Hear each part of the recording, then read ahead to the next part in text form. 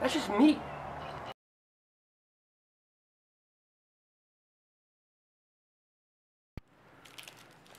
Hiya freaks, ready for another lame ass video? This lame ass video is going to be about stoves and fire. Which ones do you carry? I'm just going to show you what I have, and you can tell me if I'm right or wrong. So I would really like to know. I don't know everything, and you know what? You don't know everything either. I'll tell you why. Because every bug out situation is going to be different. Everybody's bugging out for the different things. Here in Florida, I'm more worried about natural disasters, hurricanes, and the like. You know, if I had a bug out, I just throw it in my car and I scoot up north for a little bit. People out there, they think that the zombies are going to raise for the dead. Excuse me. People out there are going to think that zombies are going to raise from the dead.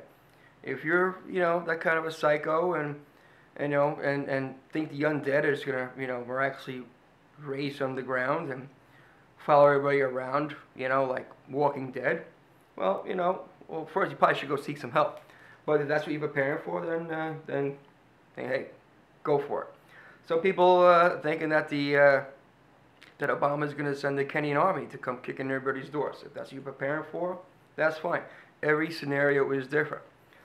So, being that every scenario is going to be different, and get as many people, it was 3 million people so far, they estimate are prepping, bugging out. You got as many different kind of systems as you have bugger outers, if that's what you want to call them.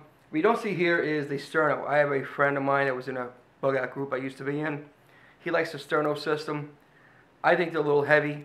You know, the collapsible stoves, I think they're a little heavy.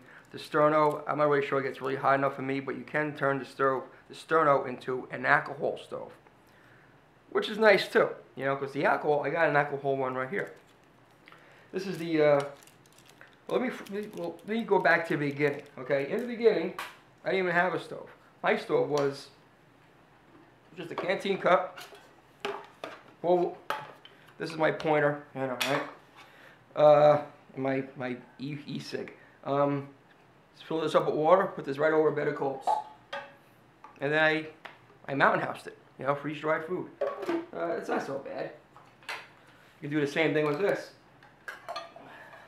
Another canteen cup. I keep one of these for boiling water, one for cooking. One for eating out of, I'm sorry. This here, you see, I keep buying these things, I don't know why. That's your water, you can collect it from a stream, river, or a lake or whatever. Ugh, imagine how that's going to taste, right? And then you tie some paracord around here and hang it over a fire. When it boils, you pour it in, make it freeze-dried. But you know, over time I'm thinking, well, you know, if you're bugging out, when you do bug out, it's you're generally building a 72-hour kit, which is really 72-hour plus. It's going to be 3 days, plus you got to make room for another day or two. Some people make an inch bag. I am not coming home. Me, I plan on coming home. So that's not really for me.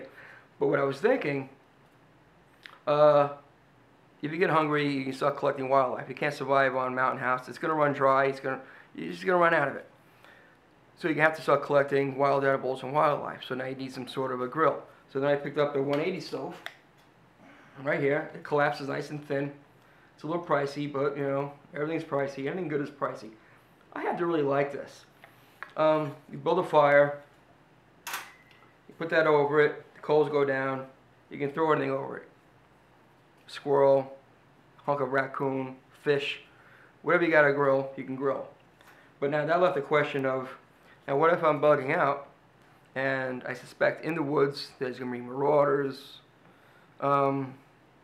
B.O.B zombies,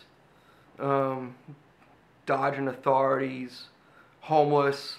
You're going to want to be stealthy, and building a fire might not be the way to go. Let's say you live up in the mountains, you got to survive on fire. But down here in Florida, again, everybody's situation is different. I don't need to build a fire at all most of the time of the year. But, however, again, if I want to cook food, build a fire, put coals on, and I can put anything I want over it. Even if I had to eat rat, throw some clams over it. But again, it's not stealthy. It makes a lot of smoke, cracks, it makes some noise. There's all kinds of disadvantages with fire.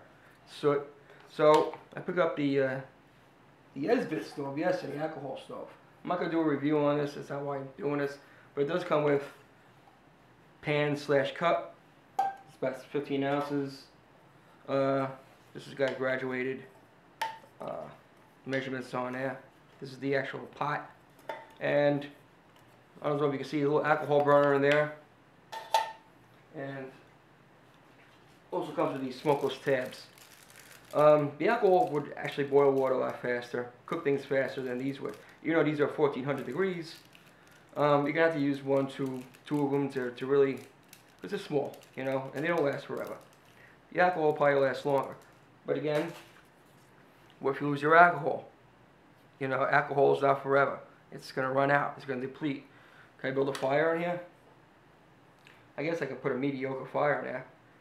It's kind of small though to keep shoving wood in. So that brings that drawback. This is very convenient. I picked this up because it's convenient. I do a lot of one-day hikes.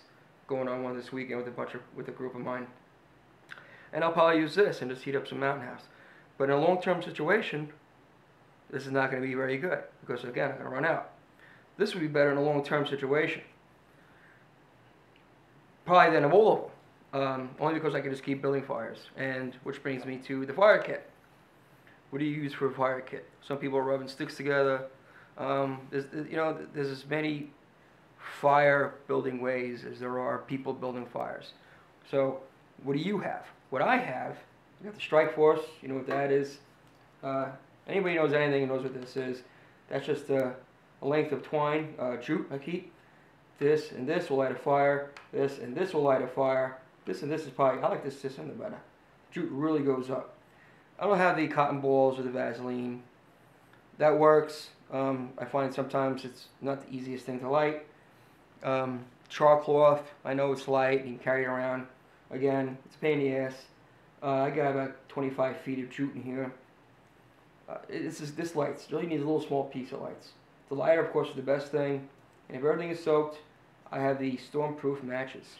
And that's a piece of fat wood. I keep all these. Most people just keep two. Again, I just keep them all. They're pretty light. Let me add them all together.